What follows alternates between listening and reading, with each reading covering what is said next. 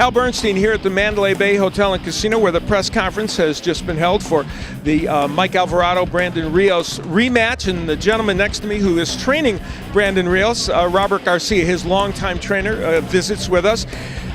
Robert, this is an intriguing fight because your man beats Mike Alvarado and then has to fight him again, or doesn't have to, but clearly this is a fight that people clamored for. How did you, in your training, make sure there wasn't a letdown because he didn't get some of the other bigger fights that maybe he wanted?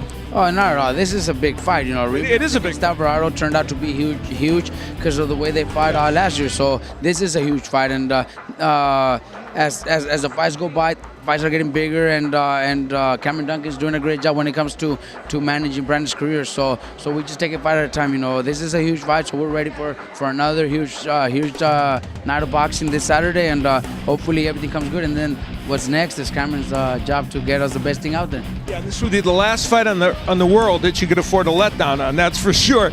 Now, in the last fight, Brandon was able to impose his will ultimately on Mike Alvarado, though Alvarado boxed somewhat effectively early.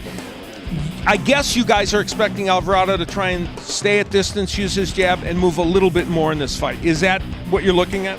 Well, we definitely are looking at that, but he tried it the first time and didn't work. Brandon's pressure is just unbelievably the way he does it, and he could try to do it for 12 rounds, but it's definitely not going to happen. You know, Brandon will get him into a fight, into a war like he has done previous opponents that were considered better boxers than Alvarado.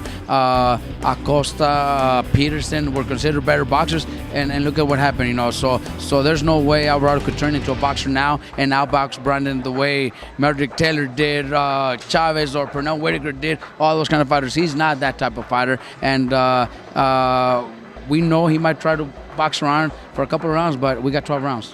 When you train a fighter who has this ability to kind of get through everything, I mean, obviously there were difficult moments in that last fight. I've seen difficult moments in other fights that Brandon has had.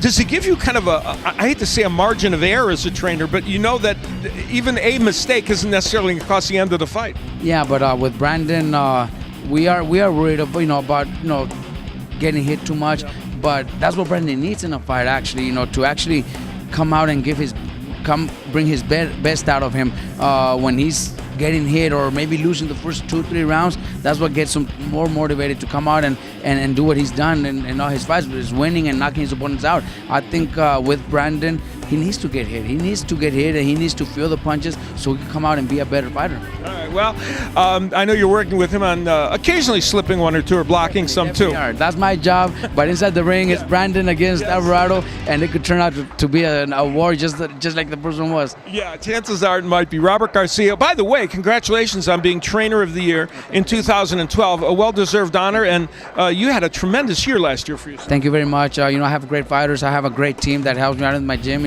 Can't do it all by myself. I got great managers that I work with, so I owe it all to them. All right, Robert Garcia, former world champion himself, by the way, who has turned into one of boxing's best trainers. Well, we will have all the pre- and post-fight coverage this week leading up to and after this great fight between Alvarado and Rios. Stay with us here on the Boxing Channel.